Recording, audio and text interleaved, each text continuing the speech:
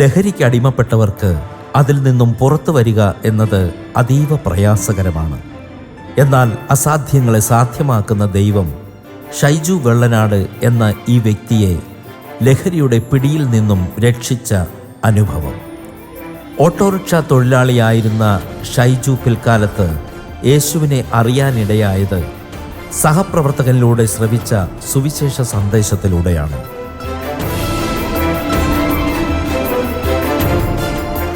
യേശുക്രിസ്തു ഒരു മനുഷ്യൻ്റെ ജീവിതത്തിൽ കടന്നു വരുമ്പോൾ ഉണ്ടാകുന്ന അനുഭവത്തെ പങ്കുവെപ്പാൻ ഇടയാകുന്ന ഈ നല്ല സന്ദർഭത്തിൽ എനിക്കും ഈ അവസരം ഒരുക്കി തന്ന ഇതിൻ്റെ ചുമതലക്കാരോട് പ്രത്യേകം നന്ദി പ്രകാശിപ്പിക്കുന്നു. എൻ്റെ പേര് ഷൈജു വെള്ളനാട് എന്നാണ്. ക്രൈസ്തവ കുടുംബത്തിൽ ജനിച്ചു വളർത്തപ്പെട്ട എൻ്റെ ജീവിതത്തിൽ ഹൈസ്കൂൾ വിദ്യാഭ്യാസം ചെയ്യുന്ന സമയം 8ാം ക്ലാസ്സിൽ പഠിക്കുമ്പോൾ ഞാൻ ലഹരി പദാർത്ഥത്തിന് അടിമപ്പെടുവാനിടയായി. കഞ്ചാവിന് അടിമപ്പെട്ടു. SLC കഴിഞ്ഞപ്പോഴേക്കും ഞാൻ മദ്യപാനത്തിന് പൂർണ്ണമായി അടിമയായി തീരുവാനിടയായി. അങ്ങനെ അപ്പനും അമ്മയ്ക്കും 4 ആൺമക്കളിൽ 4ാമനായി ജനിച്ച എൻ്റെ ജീവിതത്തിൽ നാട്ടുകാരും വീട്ടുകാരും പലരും പ്രത്യക്ഷമായും പരോക്ഷമായും പറഞ്ഞു, ബെൻസൻ്റെ 4 മക്കളിൽ മൂത്തവർ 3 പേരും രക്ഷപ്പെട്ടാലും 4ാമൻ ഒരിക്കലും രക്ഷപ്പെടില്ല. കാരണം അവൻ കഞ്ചാവിന് അടിമ, അവൻ മദ്യപാനത്തിന് അടിമ. മാത്രമല്ല, വിദ്യാഭ്യാസമെല്ലാം കഴിഞ്ഞു ഒരു തൊഴിൽ തേടി അങ്ങനെ ആഗ്രഹിക്കുമ്പോൾ ഒരു ഓട്ടോറിക്ഷ ഡ്രൈവറായിട്ട് മാറുവാൻ എനിക്കിടയായി. അങ്ങനെ ഇരിക്കുമ്പോഴാണ് ഓട്ടോറിക്ഷയിൽ ഞങ്ങളെ വീടിന് സമീപം വെള്ളനാടെന്ന് ആര്യനാടെന്ന് പറയുന്ന സ്ഥലം ഏകദേശം 5.5 കിലോമീറ്റർ മാറി സ്ഥിതി ചെയ്യുന്ന ഈ സ്ഥലത്തിനടുത്ത് കോട്ടയ്ക്കകമെന്ന് പറയുന്ന ഒരു ഇടമുണ്ട്. അവിടെ വാറ്റുചാരായത്തിൻ്റെ കേന്ദ്രമായിരുന്നു ഒരു സമയത്ത്. ചാരായം കന്നാസുകൾ കയറ്റി ഓട്ടോറിക്ഷയിൽ വെച്ച് കച്ചവടം നടത്തി അങ്ങനെ ജീവിച്ച ഒരു അനുഭവം എൻ്റെ ജീവിതത്തിലുണ്ടായി. വീട്ടുകാർക്കും നാട്ടുകാർക്കും തലവേദനയായി ജീവിപ്പാൻ ഇടയായിത്തീർന്ന, ഒരിക്കലും രക്ഷപ്പെടില്ല എന്ന് ലോകം വിധിയെഴുതിയപ്പോൾ അതിൻ്റെ നടുവിൽ രക്ഷപ്പെടുത്തുന്ന രക്ഷകനായിരിക്കുന്ന യേശുക്രിസ്തുവിനെക്കുറിച്ച് എനിക്ക് ആഴമായി അറിയുവാൻ ഭാഗ്യം ലഭിച്ചു. ഒരു നാമധേയ ക്രൈസ്തവ കുടുംബത്തിൽ ജനിച്ചു വളർത്തപ്പെട്ട എൻ്റെ ജീവിതത്തിൽ ആ സാഹചര്യത്തിൽ രക്ഷയില്ല എന്ന് പറഞ്ഞ് എവിടെ ചെന്നാൽ രക്ഷപ്പെടുവാൻ കഴിയും എന്ന് ചിന്തിച്ചു പോയ സന്ദർഭങ്ങളിൽ രക്ഷപ്പെടുവാൻ പഴുതില്ലാതിരിക്കുമ്പോൾ ഓട്ടോറിക്ഷ ഡ്രൈവിങ്ങുമായിട്ട് വെള്ളനാടിൽ നിന്ന് ഞാൻ ട്രിവാൻഡ്രം പട്ടണത്തിലേക്ക് സെക്രട്ടേറിയറ്റിൻ്റെ സമീപം ട്രഷറി സ്ഥിതി ചെയ്യുന്ന ആ ഓട്ടോറിക്ഷ സ്റ്റാൻഡിൽ ഡ്രൈവറായിട്ട് ആയിരിക്കുന്ന സമയം തൊട്ടടുത്താണ് ചെങ്കച്ചുള. അവിടെ വെച്ച് ആ ഡ്രൈവറായി പ്രവർത്തിക്കുന്ന സമയത്ത് ഒരു ഓട്ടോറിക്ഷ ഡ്രൈവറായ ഒരു സുവിശേഷകനാണ് യേശുക്രിസ്തുവിനെക്കുറിച്ച് എന്നോട് പറയുവാനിടയായി തീർന്നത്. അദ്ദേഹം പറഞ്ഞു, മറ്റൊരുത്തിലും രക്ഷയില്ല. നാം രക്ഷിക്കപ്പെടുവാൻ ആകാശത്തിന് കീഴിൽ മനുഷ്യരുടെ ഇടയിൽ നൽകപ്പെട്ട യേശുക്രിസ്തു എന്ന നാമമല്ലാതെ വേറൊരു നാമവും ഇല്ല. അന്ന് അദ്ദേഹം പറഞ്ഞ ആ വചനങ്ങൾ ആഴമായി ഗ്രഹിക്കുവാനോ മനസ്സിലാക്കുവാനോ അംഗീകരിപ്പാനോ കഴിഞ്ഞില്ല.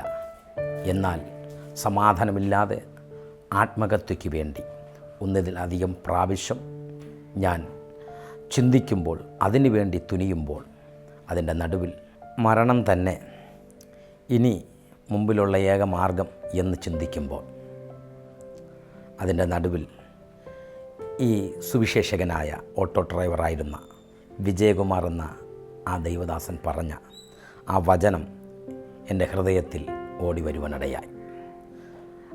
അങ്ങനെ അദ്ദേഹത്തിൻ്റെ ഭവനത്തോട് ചേർന്ന് നടക്കുന്ന ആരാധന കൂട്ടായ്മയിൽ അദ്ദേഹത്തോടൊപ്പം പോയി പ്രാർത്ഥിക്കുവാനും അദ്ദേഹം പറഞ്ഞ ആ വചനങ്ങൾ ഹൃദയത്തിൽ അംഗീകരിപ്പാനും അനുസരിപ്പാനും മനസ്സ് വെച്ചപ്പോൾ അദ്ദേഹം പറഞ്ഞ മറ്റൊരു വചനമാണ്, കർത്താവായ യേശുവിൽ വിശ്വസിക്കുക, എന്നാൽ നീയും നിൻ്റെ കുടുംബവും രക്ഷ പ്രാപിക്കും.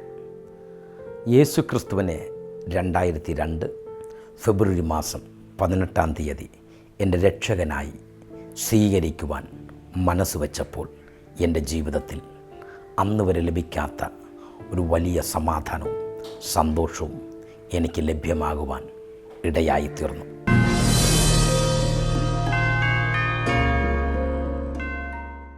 ഈ യേശു ക്രിസ്തുവിനെ രക്ഷകനായി സ്വീകരിച്ചതുകൊണ്ട് മാത്രമാണ് പ്രിയമുള്ളവരെ ഇന്നും ആയുസ്സോടും ആരോഗ്യത്തോടും ഞാനായിരിക്കുന്നത്.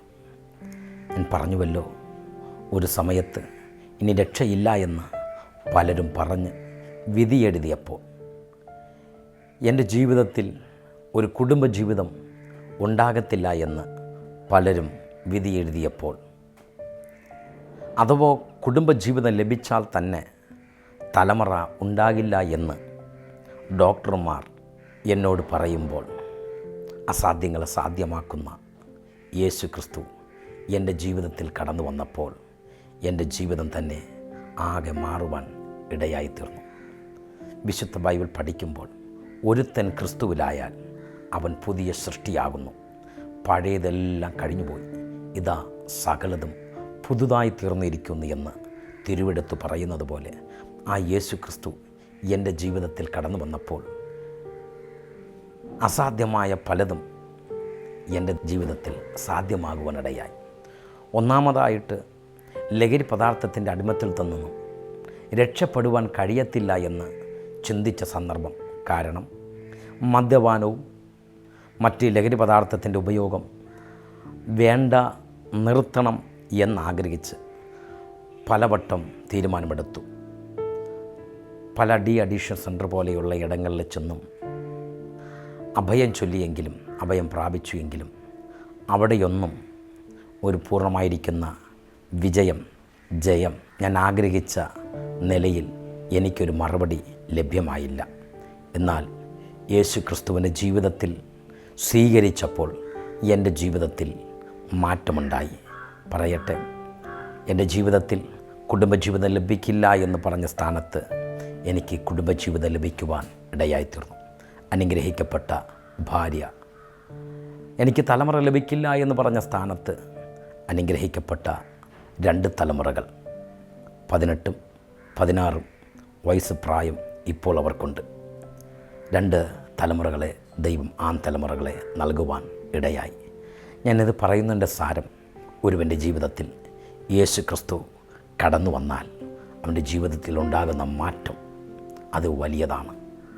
പ്രിയമുള്ളവരെ, രക്ഷപ്പെടില്ല എന്ന് പറഞ്ഞ സ്ഥാനത്ത്, ഇനി ഒരിക്കലും നന്നാകില്ല എന്ന് പറഞ്ഞ സ്ഥാനത്ത്, ഇനി ഒരിക്കലും മുന്നോട്ട് പോകുവാൻ പറ്റില്ല എന്ന് പറഞ്ഞ സ്ഥാനത്ത്, ഇന്ന് കാണുന്ന നിലയിൽ എൻ്റെ ദൈവത്തെ അറിഞ്ഞത് നിമിത്തം എനിക്കൊരു സുവിശേഷകനായി മാറുവാൻ ഇടയായി. അതിൻ്റെ പിന്നിൽ 2 കാരണം. 1, പ്രാർത്ഥിക്കുന്ന ഒരു മാതാവ് എനിക്കുണ്ട്. 2, എൻ്റെ പിതാവ് ദൈവത്തിൽ വിശ്വസിച്ച് സമർപ്പണത്തോടെ നിൽക്കുന്ന ഒരാളായിരുന്നു. ഒരു സമയത്ത് ഈ യേശുവിനെ അറിയുന്നതിന് മുമ്പ് യേശുവിന് വേണ്ടി നിന്ന എൻ്റെ പിതാവിനെയും മാതാവിനെയും ഞാൻ മദ്യലഹരിയിലും മറ്റ് ലഹരി പദാർത്ഥത്തിൻ്റെ ഉപയോഗം നിമിത്തം ബോധരഹിതനായി വന്ന് ഉപദ്രവിച്ചിട്ടുണ്ട്. അവരെ അസഭ്യം പറഞ്ഞിട്ടുണ്ട്. അവരെ ദേഹ ഉപദ്രവമൊക്കെ ചെയ്യുവാനിടയായിട്ടുണ്ട്. ബോധരഹിതനായിട്ട് പലവട്ടം ഞാൻ മദ്യപിച്ചും കഞ്ചാവ് ഉപയോഗിച്ചൊക്കെ ബോധരഹിതനായി ഓടയിൽ കിടന്ന സന്ദർഭമുണ്ട്. വെള്ളനാട് തന്നെ ബസ് സ്റ്റാൻഡിൽ കിടന്ന സന്ദർഭമുണ്ടായിട്ടുണ്ട്.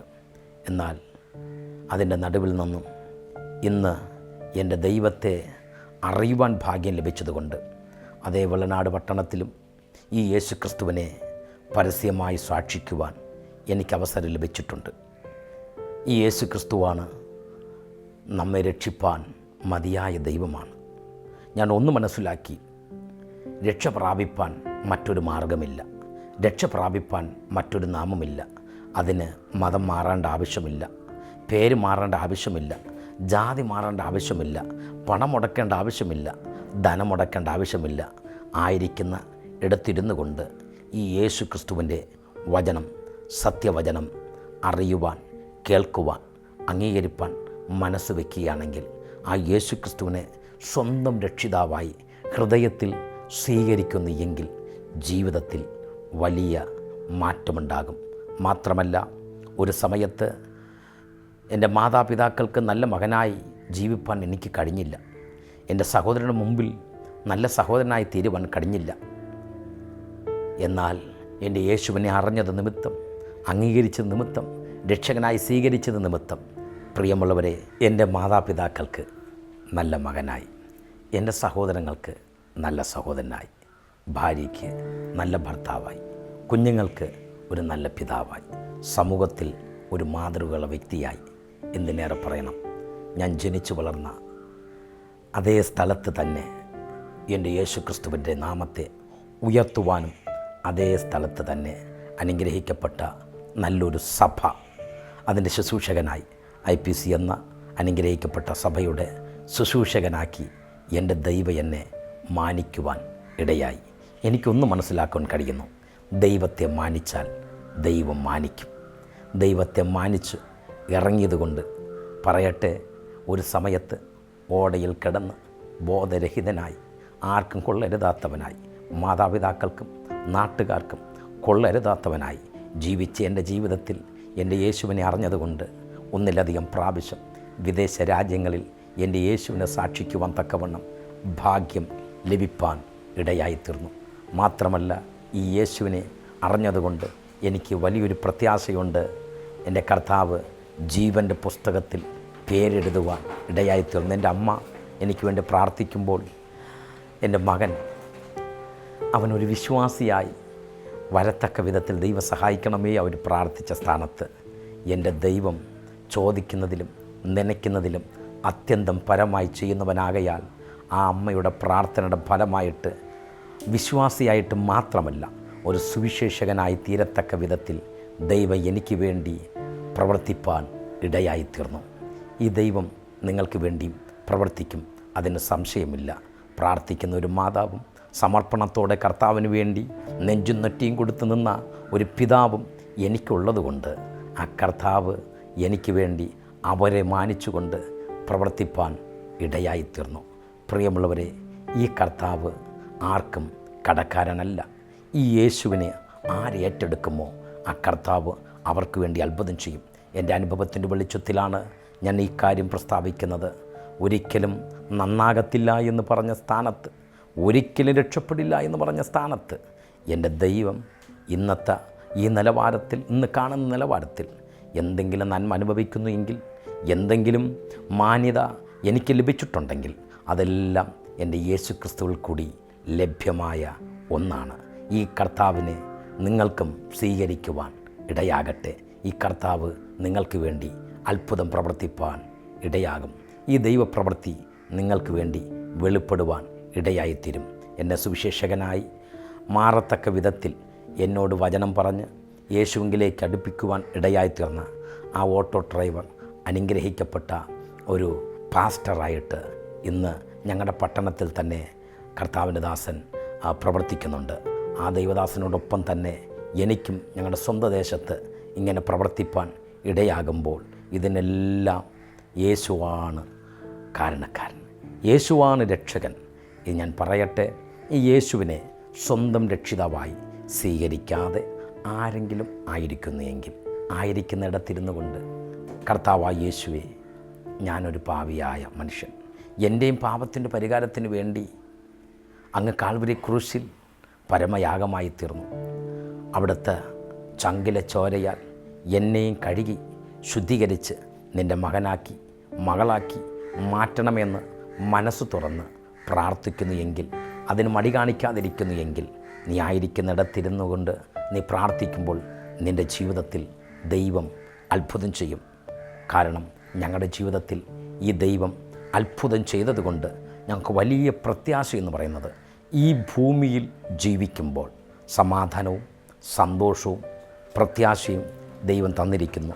മാത്രമല്ല, ഈ കർത്താവിനെ രക്ഷകനായി സ്വീകരിച്ച് ഈ കർത്താവിൻ്റെ വചനം പറഞ്ഞിരിക്കുന്നത് പോലെ ആരാധിക്കുകയും ആ ദൈവത്തിൻ്റെ വചനപ്രകാരം ജീവിക്കുകയും ചെയ്യുന്നവർക്ക് തിരുവെടുത്ത് പറയുന്നത് പോലെ മുൻപേ ദൈവത്തിൻ്റെ രാജ്യവും നീതിയും അന്വേഷിപ്പിൻ, അതോടൊപ്പം ഇതൊക്കെയും ലഭിക്കുവാൻ ഇടയായിത്തീരും എന്ന വചനപ്രകാരം ഈ ഭൂമിയിൽ വിശ്വസ്തയോടെ നിൽക്കുന്നു എങ്കിൽ അവർക്ക് വേണ്ടുന്നത്, അവരുടെ ജീവന് വേണ്ടുന്നത്, ഭക്തിക്ക് വേണ്ടുന്നതൊക്കെയും ദൈവം നൽകുവാൻ ഇടയായിത്തീരും.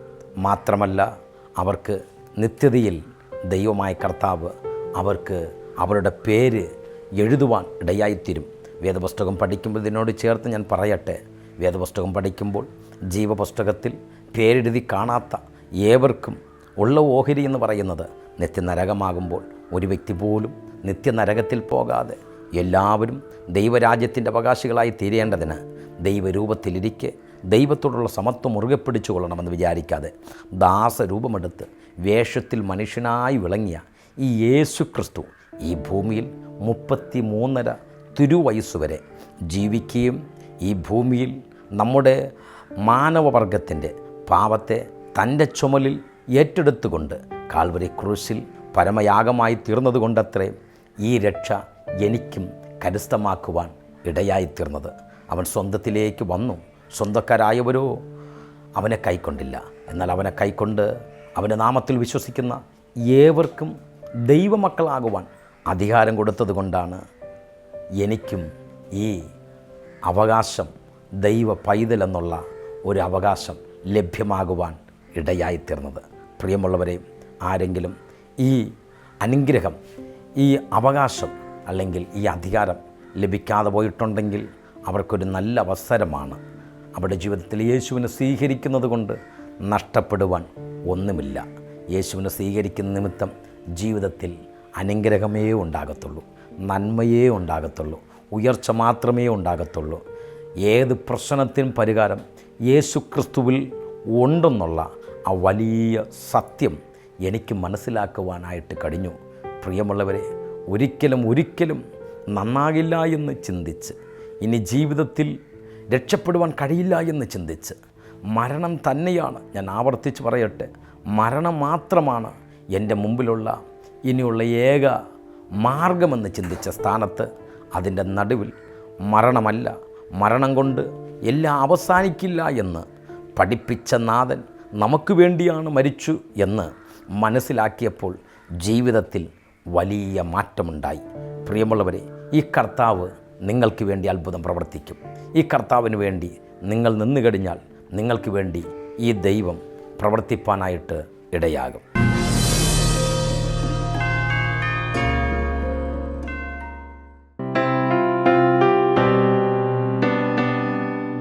പാപദുശീലങ്ങൾക്ക് അടിമയായിരുന്ന ഷൈജു ക്രിസ്തുവിനെ അറിഞ്ഞതോടെ ആന്തരിക സൗഖ്യത്തിലേക്കും ആത്മസമാധാനത്തിലേക്കുമുള്ള വാതിലുകൾ തുറക്കപ്പെട്ടു. മാതാവിൻ്റെ കണ്ണീർ നിറഞ്ഞ പ്രാർത്ഥനകൾക്ക് ദൈവം മറുപടി നൽകി. ഇന്ന് യേശുവിനെ പരസ്യമായി സാക്ഷിക്കുന്ന ഒരു വ്യക്തിയാണ് ഷൈജു വെള്ളനാട്.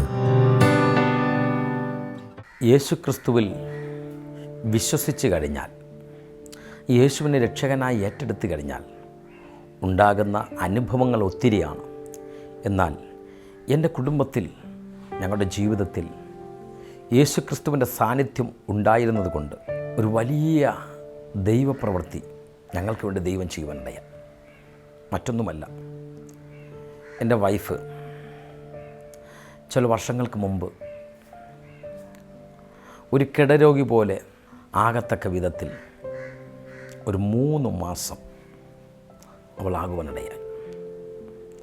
ശരീരത്തിൽ ഞരമ്പ് സംബന്ധമായി, നട്ടൽ സംബന്ധമായിട്ടുള്ള നിലയിൽ നട്ടലിൽ ഞരമ്പിൻ്റെ ചില പ്രയാസങ്ങൾ വന്നു. അടുത്തുള്ള ഹോസ്പിറ്റലിൽ കൊണ്ടുപോയി. അത് കഴിഞ്ഞിട്ട് ജനറൽ ഹോസ്പിറ്റലിൽ കാണിക്കണമെന്ന് പറഞ്ഞു. അവിടെ സമീപിച്ചു. പിന്നെ തിരുവനന്തപുരം മെഡിക്കൽ കോളേജ് ഹോസ്പിറ്റലിൽ കടന്നുപോയി. അനവധി ടെസ്റ്റുകൾ ചെയ്തു, സ്കാൻ ചെയ്തു. ഒടുവിൽ അവർ പറഞ്ഞു,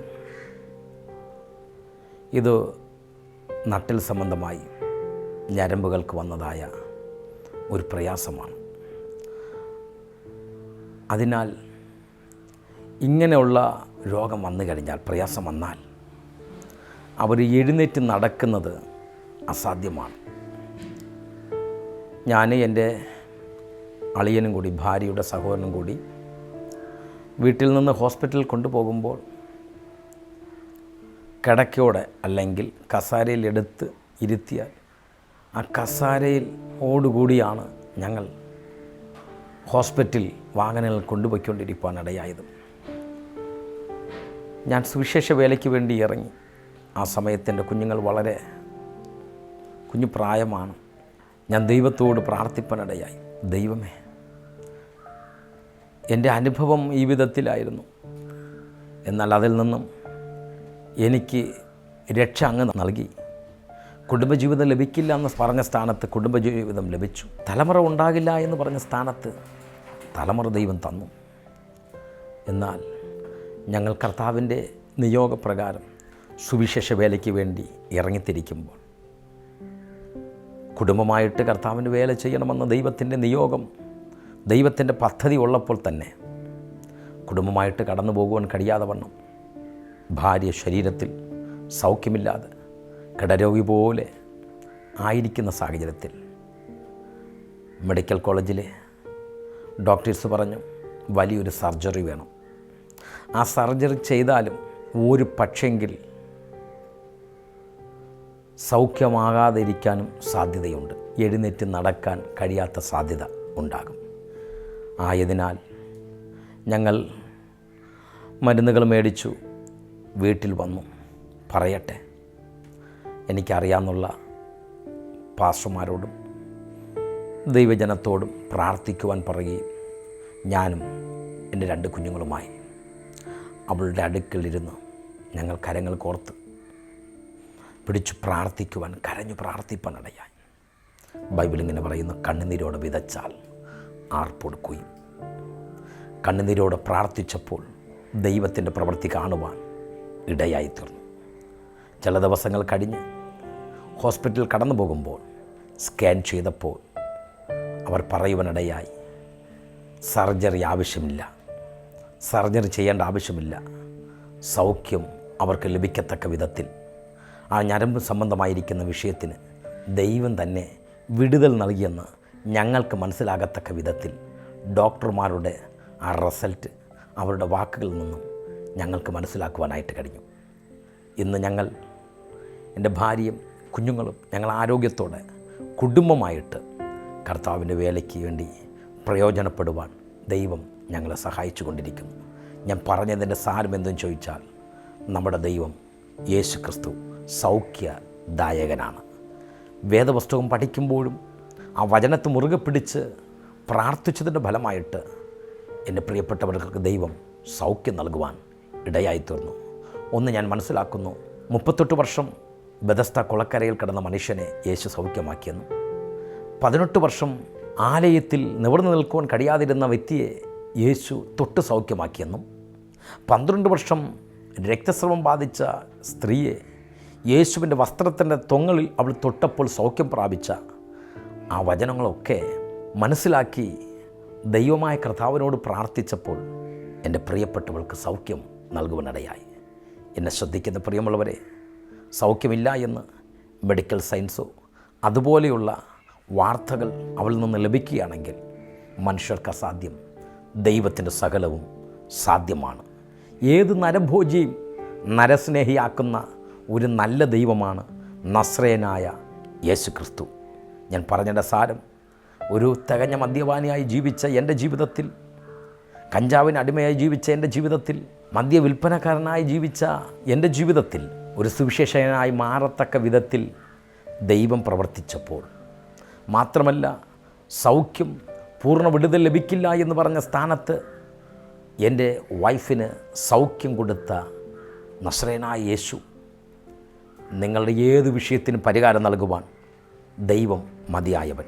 ഒരു പക്ഷേ പ്രിയമുള്ളവരെ, നിങ്ങളാകട്ടെ, നിങ്ങളുടെ കുടുംബത്തിലുള്ള ആരെങ്കിലാകട്ടെ, മദ്യപാനത്തിനോ മറ്റ് ലഹരി പദാർത്ഥത്തിനോ അടിമപ്പെട്ടിരിക്കുന്ന അവസ്ഥയാണെങ്കിൽ എന്നെ ശ്രദ്ധിക്കുന്ന പ്രിയമുള്ളവരെ, നിങ്ങൾ കർത്താവായ യേശു ക്രിസ്തുവിൽ വിശ്വസിക്കുക. എന്നാൽ നീയും നിൻ്റെ കുടുംബവും രക്ഷ പ്രാപിക്കുമെന്നുള്ള വചനം മുറുകെ പിടിച്ച് പ്രാർത്ഥിക്കൂ. എൻ്റെ മാതാവിൻ്റെ പ്രാർത്ഥന എൻ്റെ ജീവിതത്തിൽ മാറ്റം വരുത്തിയെങ്കിൽ, നിങ്ങൾ വിശ്വസിച്ച് പ്രാർത്ഥിച്ചു കഴിഞ്ഞാൽ ദൈവത്തിൻ്റെ മഹത്വം നിങ്ങൾക്ക് കാണുവാനായിട്ട് കഴിയും. പറയട്ടെ, ഈ യേശുവിനെ സ്വന്തം രക്ഷിതാവായി സ്വീകരിച്ച് ആ കർത്താവിൻ്റെ വചനം അനുസരിച്ച് ജീവിക്കുന്നു എങ്കിൽ നിങ്ങളുടെ കുടുംബത്തിനകത്ത് നല്ല കുടുംബനാഥനായി, ഭാര്യയ്ക്ക് നല്ല ഭർത്താവായി, കുഞ്ഞുങ്ങൾക്ക് നല്ല പിതാവായി, മാതാപിതാക്കൾക്ക് നല്ല മകനായി, സഹോദരങ്ങൾക്ക് നല്ല സഹോദരനായി, സമൂഹത്തിൽ മാതൃകയുള്ള വ്യക്തിയായി, ദൈവത്തിന് പ്രയോജനമുള്ള വ്യക്തിയായി മാറുവാൻ ദൈവം നിങ്ങളെ സഹായിക്കും. എന്നെ വിടുവിച്ച ദൈവം, എന്നെ രക്ഷിച്ച ദൈവം, എൻ്റെ കുടുംബത്തെ രക്ഷിച്ച ദൈവം, നിങ്ങളെ വിടുവിപ്പാൻ മതിയായ ദൈവം എന്ന് പറഞ്ഞുകൊണ്ട് ഞാൻ എൻ്റെ വാക്കുകൾക്ക് വിരാമം കുറിക്കുന്നു. ഇങ്ങനെ എൻ്റെ സാക്ഷ്യം, എൻ്റെ യേശു എൻ്റെ ജീവിതത്തിൽ കടന്നു വന്നപ്പോൾ ഉണ്ടായ അനുഭവങ്ങൾ പങ്കുവെപ്പാൻ അവസരം നൽകിയ ഇതിൻ്റെ ചുമതലക്കാരോട് പ്രത്യേകം നന്ദി പ്രകാശിപ്പിച്ചുകൊണ്ട് നിർത്തുന്നു. God bless you all. ആമേൻ. മാതാപിതാക്കളുടെ പ്രാർത്ഥന ഷൈജുവിൻ്റെ ശുശ്രൂഷകൾക്കും പ്രവർത്തനങ്ങൾക്കും അനുഗ്രഹമാണ്. അളവില്ലാതെ ദൈവം നൽകിയ കൃപാദാനങ്ങൾക്ക് നന്ദി പറയുന്നതോടൊപ്പം ദൈവിക പദ്ധതികളിലേക്ക് കരുത്തോടെ ചുവടുകൾ വയ്ക്കുകയാണ് ഷൈജു വെള്ളനാട്.